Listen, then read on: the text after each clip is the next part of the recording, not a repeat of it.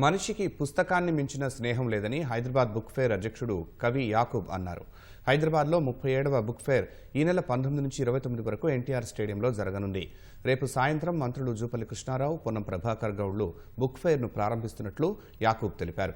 ఈ ఏడాది book fair ప్రాంగణానికి Dasarathi Krishnamacharya పేరు పెట్టినట్లు నిర్వాహకులు వెల్లడించారు. మొత్తం 350 స్టాళ్లు ఏర్పాటు చేస్తుండగా అందులో 171 తెలుగు, 135 ఇంగ్లీష్ స్టాళ్లు ఉన్నాయన్నారు.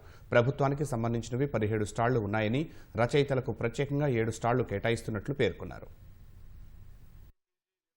సో ఈసారి చాలా హైలైట్స్ ఉన్నాయి.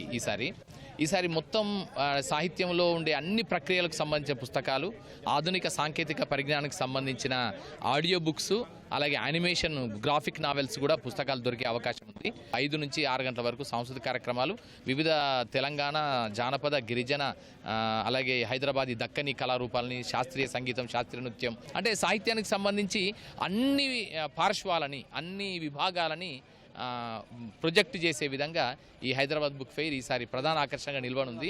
బుక్ ఫెయిర్కి రావడం అంటే ఒకవైపు పుస్తకాలు, మరోవైపు సాహిత్య కార్యక్రమాలు, మరోవైపు కల్చరల్ ఈవెంట్స్, ఆ తర్వాత 1 నుంచి 5 వరకు పిల్లల ప్రోగ్రాములు డిజైన్ చేస్తాం.